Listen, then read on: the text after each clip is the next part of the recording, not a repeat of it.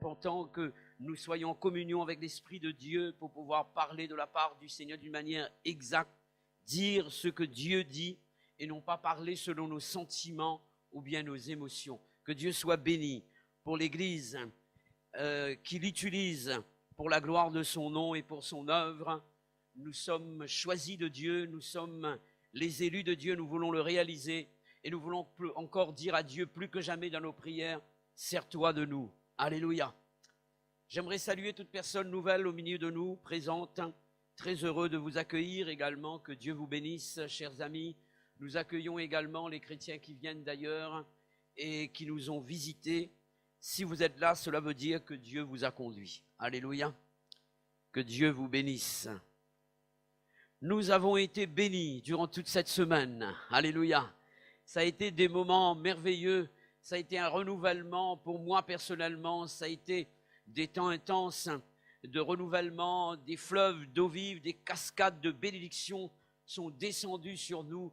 Et je crois que nous avons besoin de vivre de tels moments, des moments de renouvellement dans le Saint-Esprit, dans la vision de Dieu, dans son œuvre. Et je crois que ces choses, comme cela a été rappelé par un don spirituel, nous devons les garder précieusement. En effet, il y a quelqu'un qui est jaloux de ce que Dieu nous a donné, c'est le diable. Et il fera tout, et Dieu l'a rappelé, pour essayer de voler ce que Dieu nous a donné. Mais nous sommes appelés à être vigilants. Dans ma prédication, ce terme reviendra souvent. Le terme est le mot vigilant. Merci la sœur pour l'instrument qu'elle a été pour parler de la part du Seigneur par le Saint-Esprit. Alléluia. Que Dieu soit béni. J'aimerais ouvrir la Bible avec vous dans le livre de Josué au chapitre 24, versets 29 à 31.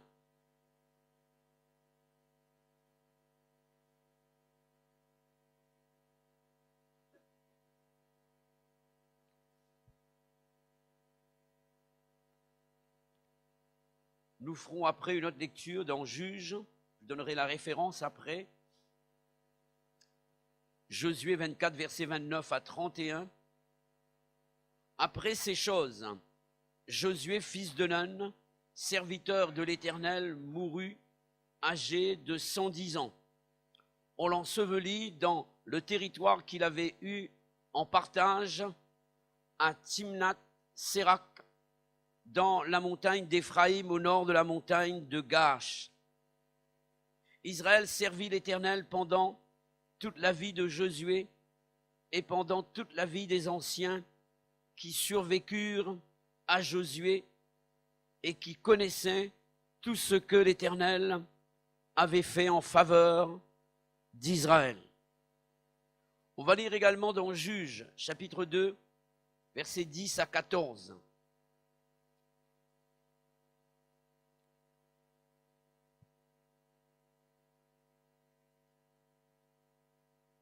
Toute cette génération furent recueillis auprès de ses pères. Donc la génération qui a vécu du temps de Josué et qui a vécu pour un laps de temps également après sa mort. Cette génération fut recueillie auprès de ses pères et il s'éleva après elle, une autre génération qui ne connaissait point l'Éternel ni ce qu'il avait fait en faveur d'Israël. Les enfants d'Israël firent alors ce qui déplaît à l'Éternel et y servirent les Baals. Les enfants d'Israël abandonnèrent l'Éternel, le Dieu de leur père, qui les avait fait sortir du pays d'Égypte, et ils allèrent auprès d'autres dieux, d'entre les dieux des peuples qui les entouraient. Ils se prosternèrent devant eux et ils irritèrent l'Éternel. Ils abandonnèrent l'Éternel et ils servirent Baal et les Astartés. La colère de l'Éternel s'enflamma contre Israël. Il les livra entre les mains de pillards qui les pillèrent et les vendit entre les mains de leurs ennemis d'alentour, et ils ne purent plus résister à leurs ennemis. Amen. Ces deux textes que nous venons de lire nous parle de la mort de Josué. Josué mourut à l'âge de 110 ans, nous dit la Bible. Cette mort, nous pouvons la considérer comme un départ. Si la Bible nous parle du départ de Josué, elle nous parle également de l'après son départ. Il est dit, après la mort de Josué, chapitre 1er, verset 1er de Juges, où je peux transposer cette expression et dire après le départ de Josué. Que s'est-il passé après son départ? Il est parlé de la génération du temps de Josué qui connaissait, et j'insiste, et la Bible insiste sur ce petit mot, qui connaissait tout ce que l'Éternel a fait en faveur d'Israël. Et à cause de cela, il y a eu un service efficace et fructueux pour la gloire de Dieu. La Bible dit dans Juges chapitre 2 verset 7, le peuple servit l'Éternel pendant toute la vie de Josué et pendant toute la vie des anciens qui survécurent à Josué et qui avaient vu toutes les grandes choses que l'Éternel avait faites en faveur d'Israël. Dans la version Le Semeur, il est dit ceci, ils servirent l'Éternel pendant toute la vie de Josué et après sa mort, tant que vécurent les responsables qui avaient vu toute l'œuvre de l'Éternel en faveur d'Israël. Cela m'amène à dire, frères et sœurs et chers amis, que connaître Dieu entraîne obligatoirement un service fidèle et efficace. Ceux qui ne servent pas Dieu démontrent qu'ils ne connaissent pas Dieu. Quand on connaît Dieu et tout ce que Dieu a fait pour son peuple et pour sa propre vie, c'est impossible de ne pas le servir. C'est impossible. Et je crois que notre service fructueux détermine ce que nous savons de Dieu. Ce que nous savons de Dieu. Qui est Dieu pour toi? Qu'est-ce que Dieu a fait pour toi? Qu'en est-il de ton âme? Où est l'état de ton âme? Qu'est-ce qui te permet d'être au milieu de l'église et d'être présent ce matin? Qu'est-ce qui te permet de dire que tu es chrétien? Qu'est-ce que Dieu a fait pour toi? Où est-il dans ta vie? Qu'en est-il de ta communion avec lui?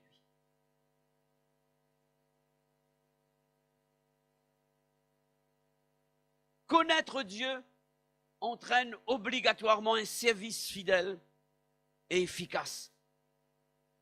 C'est ce qui a été pour Israël. Voici ce que j'aimerais lire avec vous concernant le service d'Israël et l'efficacité de son service. Lisons dans Juges, chapitre 1er, verset 1er, jusqu'à la première partie du verset 19.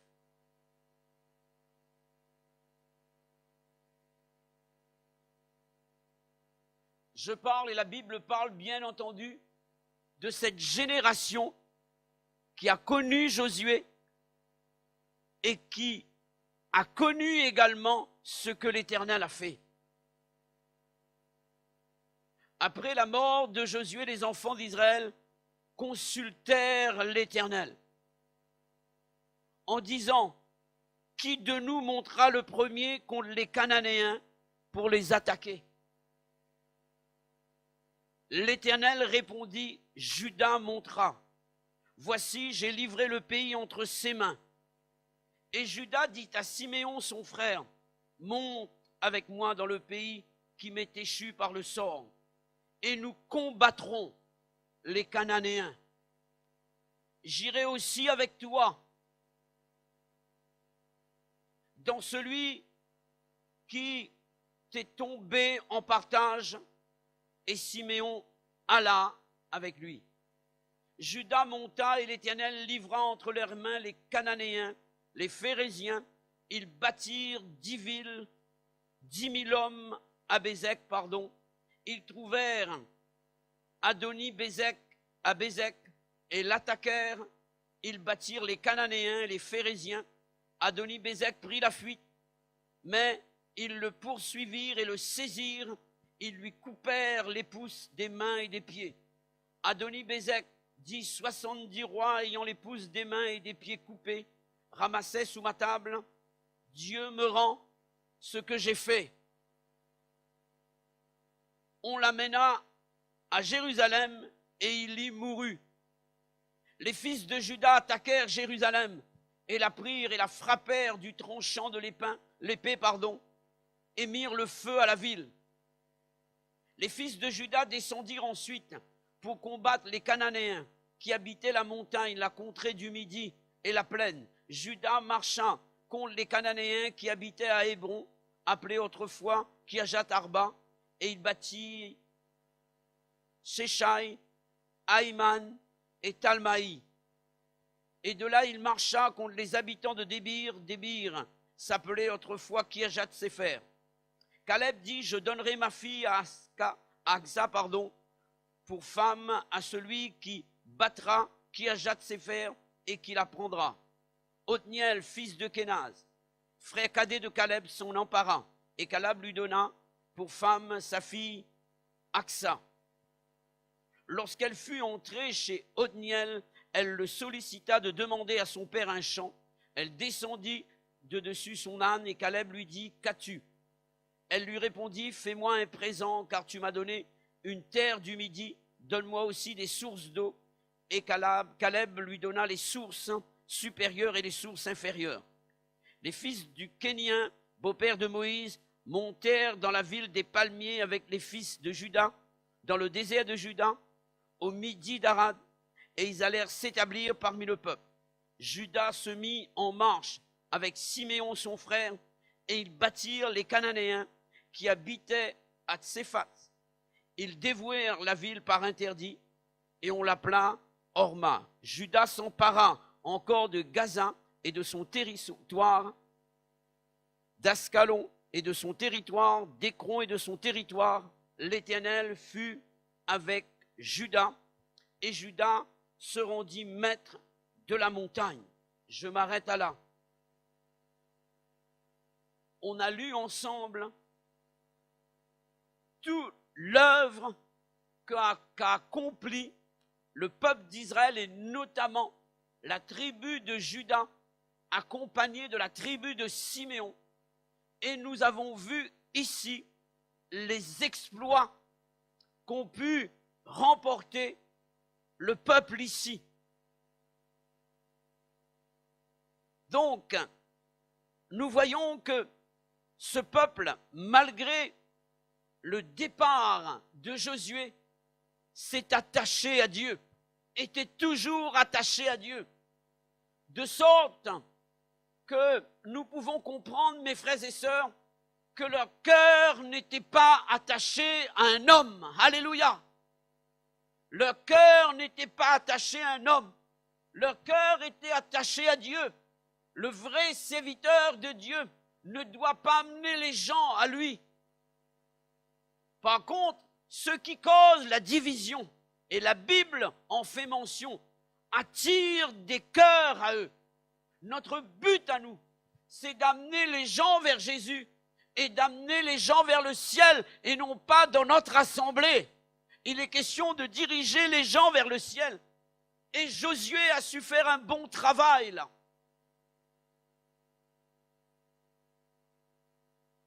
J'aimerais voir avec vous l'attachement que le peuple avait pour Dieu. Dans le verset 21, nous avons lu ces paroles. Après la mort de Josué, après son départ, les enfants d'Israël consultèrent l'Éternel. La communion avec Dieu était maintenue. Il y avait toujours une relation avec Dieu. Et je crois que ce qui va faire notre force, vous avez remarqué que cette pensée est exprimée en premier, car tout dépend de là. Consultez Dieu. Et cela a été rappelé par un don spirituel ce matin. As-tu consulté Dieu pour ton projet? C'est ce que Dieu t'a dit ce matin. Et ça a été précis. L'as-tu fait? Le contact avec Dieu, c'est cela qui va déterminer notre vie spirituelle et l'avenir de notre Église. Alléluia. La communion avec Dieu, consulter Dieu, être dans sa présence, se tenir devant lui et recevoir de lui. Dieu nous appelle à cela. Alléluia. Deuxième chose que je vois ici, une recherche de la volonté de Dieu par le moyen de la prière. Il est dit en disant, qui de nous montera le premier contre les Cananéens? Seigneur, montre-nous les choses. Révèle-nous les choses. Parle-nous. Et je vois que le peuple est en train de prier Dieu. Trop d'actions sans la prière. Trop d'œuvres sans de communion, sans avoir reçu l'approbation de Dieu.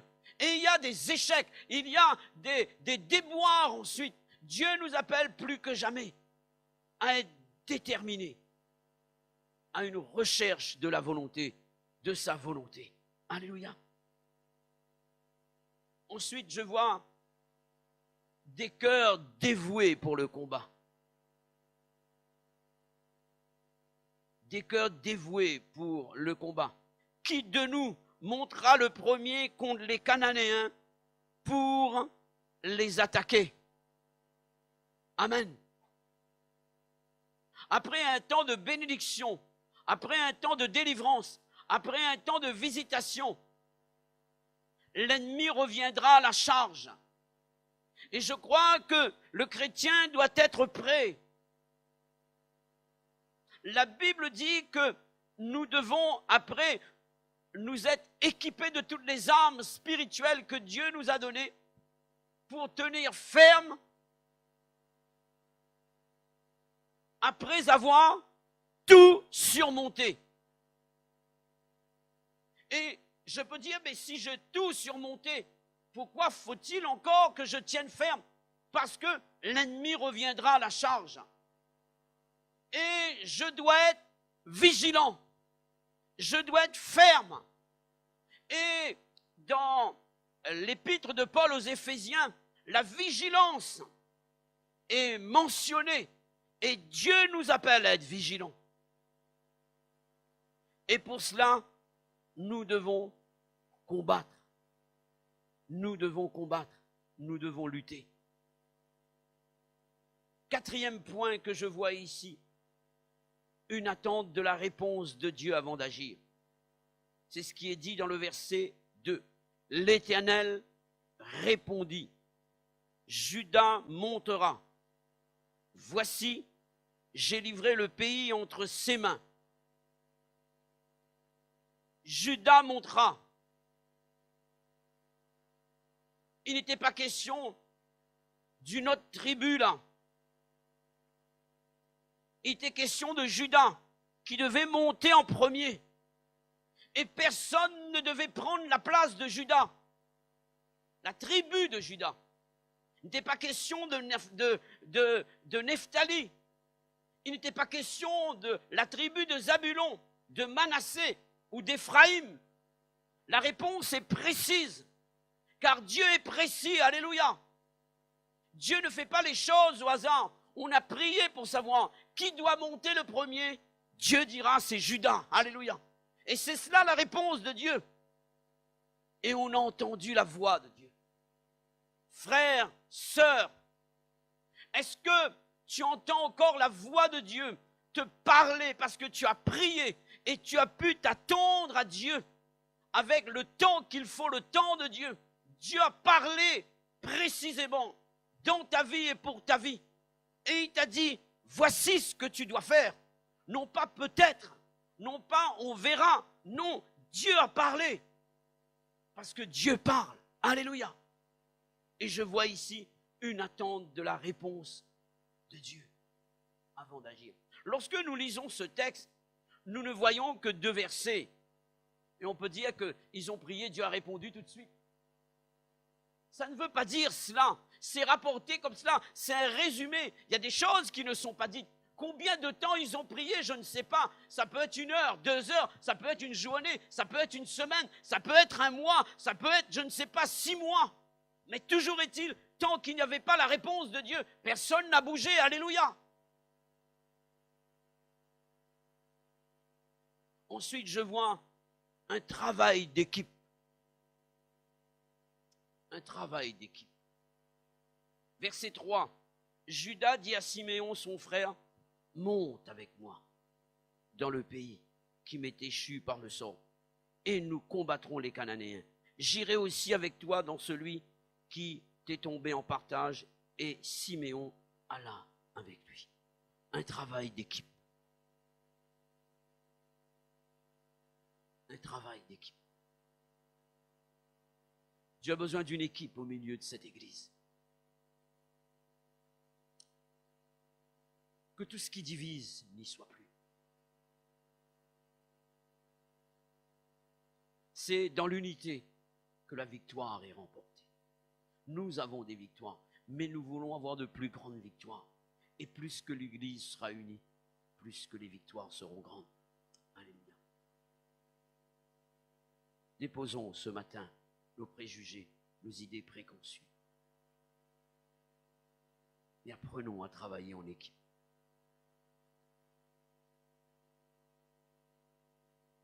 Je dis bien travailler. Je parle de ceux qui veulent faire avancer l'œuvre de Dieu.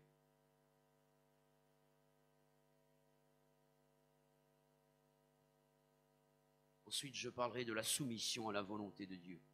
Verset 4a. Judas monta. Dieu dit, il y a obéissance. Amen. Il y a obéissance. Et chaque fois qu'on obéit à Dieu, parfois c'est pas facile. C'est contre notre vision à nous. Parfois c'est contre notre volonté. C'est contre nos émotions. C'est contre les choses que nous ressentons. C'est contre la camaraderie, l'amitié même. On n'est pas là pour faire plaisir aux hommes. Lorsque Jésus devait aller à la croix, Pierre va lui dire, non Seigneur, cela ne t'arrivera pas. Non pas que c'était un homme qui s'opposait au plan de Dieu, mais pris par ses sentiments. Il a fait une œuvre du diable, il a voulu empêcher Jésus d'aller à la croix. Et Jésus ne voulait pas être touché au niveau de ses sentiments. Il va lui dire, arrière de moi, Satan, tes pensées ne sont pas les pensées de Dieu. Le diable, par nos sentiments, peut nous empêcher d'obéir à Dieu. Peut nous empêcher, d'obéir à Dieu. Et je crois que quoi qu'il advienne, le chrétien qui aime Dieu va toujours chercher à faire la volonté de Dieu. Amen. Même s'il y a un prix à payer.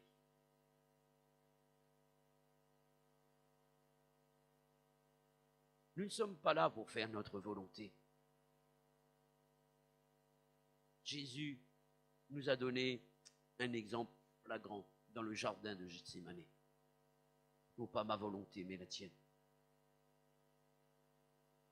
Vous pensez que Étienne aurait voulu mourir de cette manière? Mais c'était la volonté de Dieu. On aurait pu dire, mais est-ce que cet homme était droit? Est-ce que sa vie était conforme à la parole de Dieu? Comment ça se fait qu'un serviteur de Dieu meurt lapidé? C'était le plan de Dieu. et il ne faisait plus cas de sa vie. C'était pareil pour l'apôtre Paul. Notre vie est livrée sur l'autel. Et Dieu doit s'en servir comme il le désire.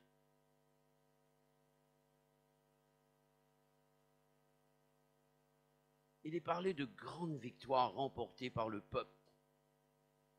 Du verset 4 au verset 19, première partie du verset 19. Parce que ces choses ont été mises en pratique. Je rappelle,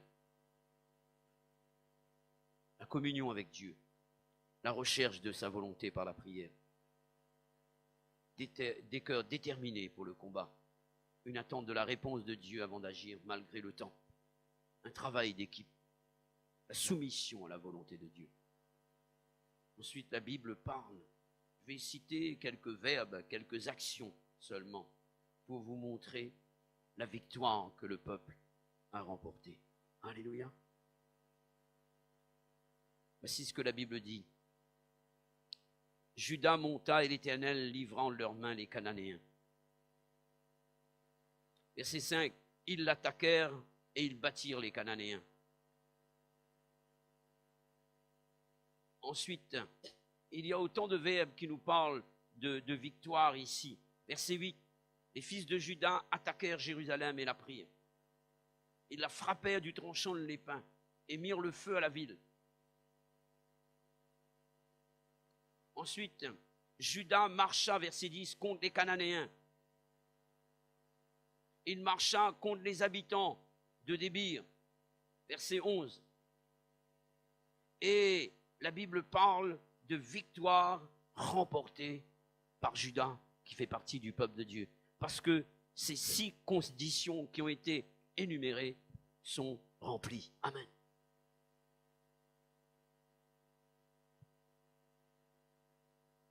Que s'est-il passé encore après le départ de Josué?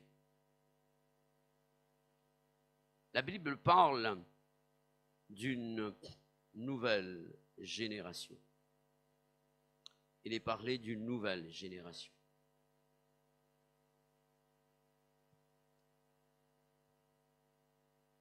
Cette nouvelle génération s'est élevée et fit ce qui déplaît à l'Éternel et a suivi des dieux étrangers. Résultat, Dieu a donc livré cette génération les mains des ennemis. L'inverse s'est passé. Cette manière d'agir du peuple, du nouveau peuple d'Israël, plutôt, de cette nouvelle génération, à l'égard de l'Éternel, vient de sa méconnaissance de l'Éternel.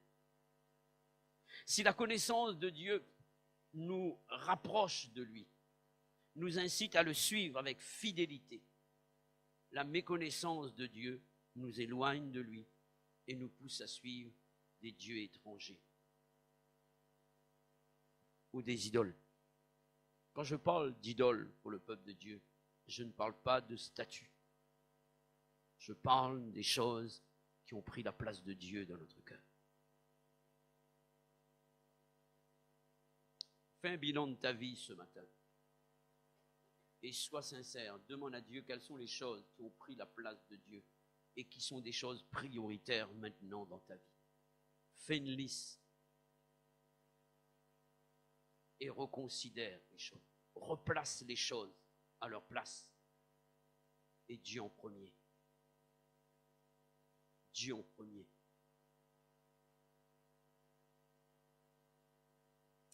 Qu'est-ce qui a fait que le peuple n'avait plus aucune connaissance de l'Éternel? Comment cette chose est-elle arrivée? Cette méconnaissance de Dieu n'est pas arrivée d'un seul coup. La chose s'est faite d'une manière progressive. D'une manière progressive. Voici comment la méconnaissance de Dieu s'est développée progressivement au milieu du peuple. Et ça peut nous arriver également. Il y a eu un petit premier compromis.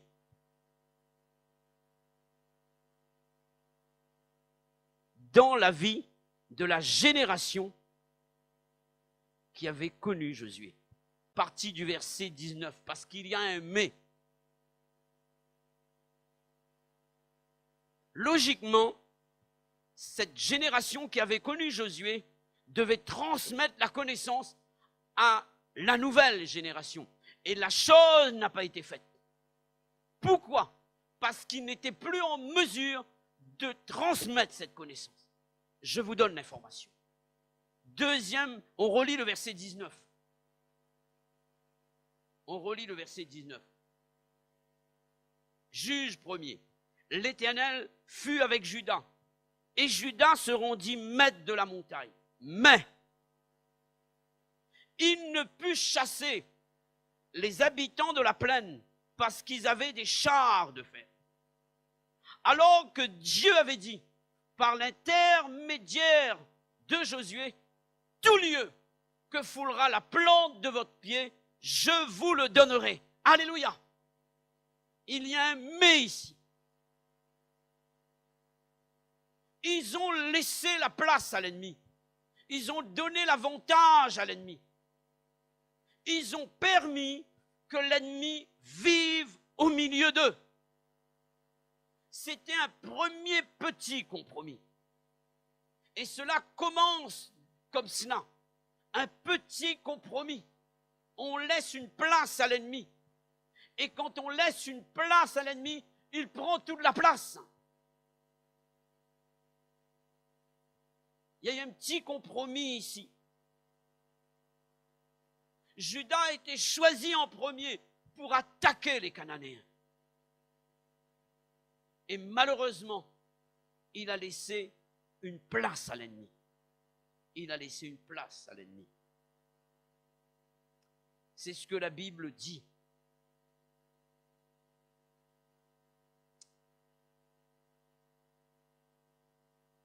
J'aimerais vous parler d'un compromis là qui va entraîner plusieurs compromis.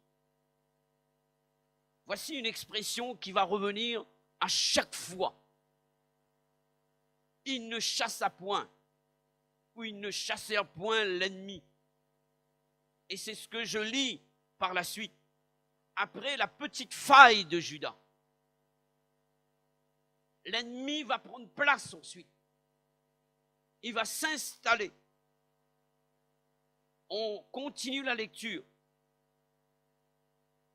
Verset 21. Les fils de Benjamin,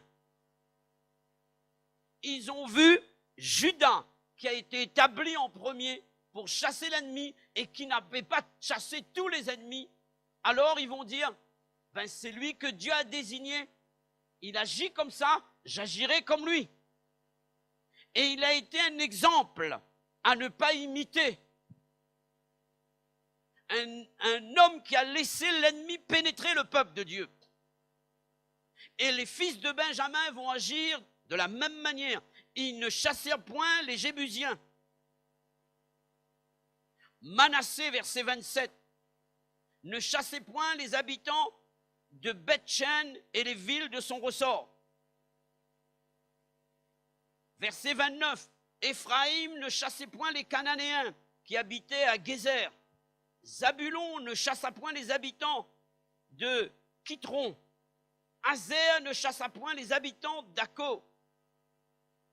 Nephtali ne chassait point les habitants de Beth-Shemesh. Vous suivez, mes frères et sœurs? La faille n'a pas eu lieu dans la génération future. Mais il y a eu un problème, à un moment donné, dans la vie de cette génération qui a connu Josué et qui avait vu la gloire de Dieu. Il y a une faille quelque part.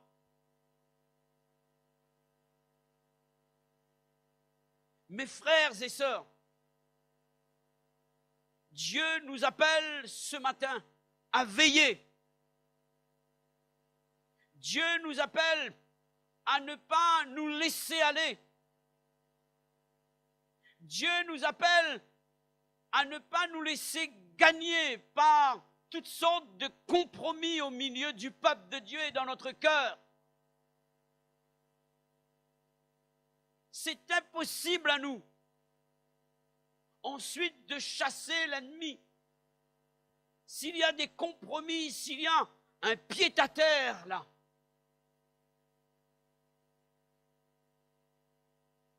comment un peuple faisant des compromis avec l'ennemi peut-il ensuite enseigner à la génération future?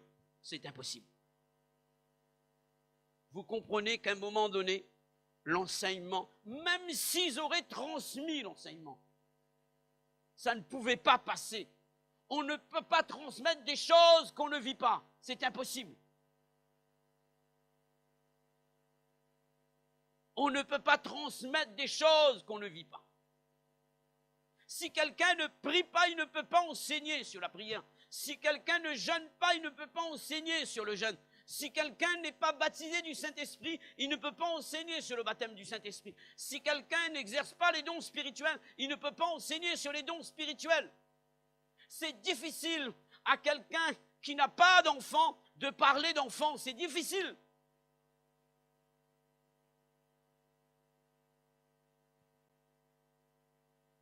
Mes frères et sœurs, nous voulons garder ce que Dieu nous a donné. Nous voulons être fermes dans la foi. Nous voulons payer le prix qu'il faut et ne pas laisser l'adversaire avoir autorité sur nos vies. La Bible dit, soumettez-vous à Dieu. Et c'est là que vous allez pouvoir résister au diable. Et il fuira loin de vous. Alléluia. Le message de ce matin, et je conclus, est comme non seulement un leitmotiv pour l'Église, mais aussi un avertissement ou une mise en garde par lesquels je voudrais éveiller l'intelligence de chacun d'entre vous, afin que vous refusiez le moindre petit compromis dans votre cœur qui pourrait vous faire perdre la foi et le salut de vos âmes. Que Dieu vous rende fidèle jusqu'au bout. Et vous allez voir Jésus. Amen. Que Dieu vous bénisse. Que Dieu vous bénisse.